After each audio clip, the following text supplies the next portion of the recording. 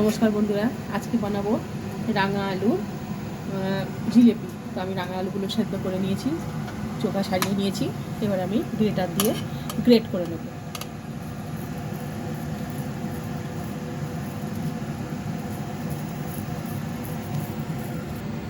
আলুগুলো আমার পোড়ানো হয়ে গেছে। আমি এবার 1.5 চামচ মতো সুজি দিয়ে দেবো,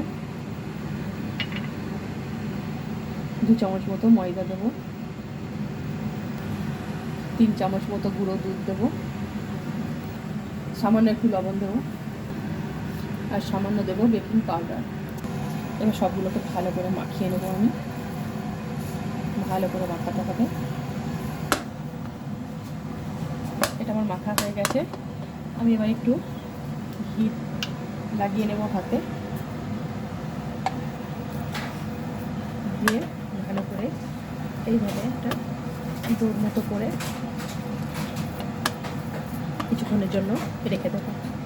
এদিকে শিরা বানাবো বলে 1 কাপ মতন চিনি নিয়ে নিয়েছি আর 1 কাপ মতো জল দিয়ে দিলাম, দুটো এলাচ থেতো করে দিয়ে দিলাম। ভালো করে ফুটিয়ে নেব। শিরাটা একটু চিটচিটে হলে নামিয়ে নেব, আর একটু সামান্য হবে। শিরাটা আমার হয়ে গেছে, আমি এবার নামিয়ে নেব। এবার আমি ছোটো ছোটো করে লেচি কেটে নেব।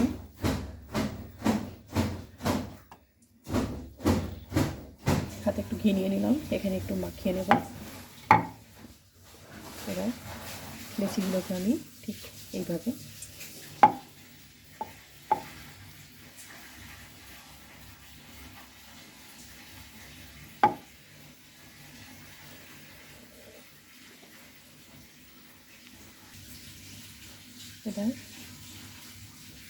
এইভাবে মুড়ে নেব।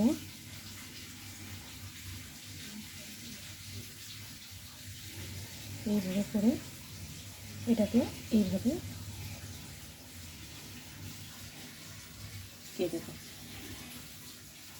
এবার এইভাবে একটা একটা করে সবগুলোকে বানিয়ে নেব। এদিকে তেল গরম করতে বসিয়ে দিয়েছি। এবার জিলেপিগুলো ছেড়ে দেবো, উঠিয়ে দেবো। এগুলো আমার ভাজা হয়ে গেছে, আমি এবার তুলে দেবো। এবার আমি শিরায় ডুবিয়ে দেবো।